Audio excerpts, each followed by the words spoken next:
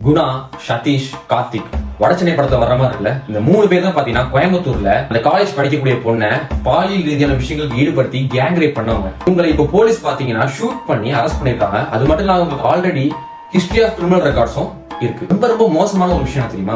ஆமா, அந்த பொண்ணு தன்னோட ஃப்ரெண்டோட கார்ல உட்காந்து பேசிட்டு இருக்காங்க. அப்பதான் இந்த சம்பவம் நடக்குது. ஒரு 3 பேர் பாத்தீங்கன்னா அந்த பொண்ணை கேங் ரேப் பண்ணிருக்காங்க. சோ இதெல்லாம் விட்டுட்டு நம்ம மக்கள் பாத்தீங்கன்னா அந்த ரேப்பை ஜஸ்டிஃபை பண்ண ஆரம்பிச்சிட்டாங்க.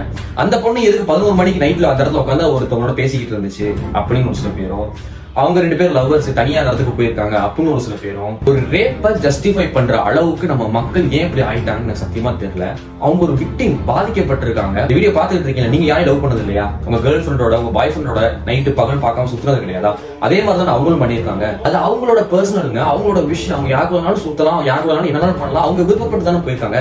பட் 3 பேர் ஒருத்தரை தாக்கிட்டு அந்த பொண்ணை கடத்திட்டு போய் பலவங்க தக்கமா கேங் ரேப் பண்றதுங்கிறது எவ்வளவு பெரிய ஒரு குற்றம். ஆனா இப்ப நம்ம மக்கள் பாத்தீங்கன்னா அதை ஜஸ்டிஃபை பண்ண ஆரம்பிச்சிட்டாங்க. அதை விட்டுட்டு 3 பேரு ஒரு பொண்ணை ரேப் பண்ணது தப்பு கிடையாது. ஆனா ஒரு பொண்ணு நைட்டு 11 மணிக்கு தான் லவ் பண்ற பையனோட ஒரு இடத்துல உட்காந்து பேசினா தப்புங்கிற சொல்ற நம்ம மக்கள் எங்க இருக்காங்க நீங்க யோசிச்சு பாருங்க. இதை பத்தி நீங்க என்ன நினைக்கிறீங்க? உண்மை அவங்க கருத்தை கமெண்ட்ல சொல்லுங்க.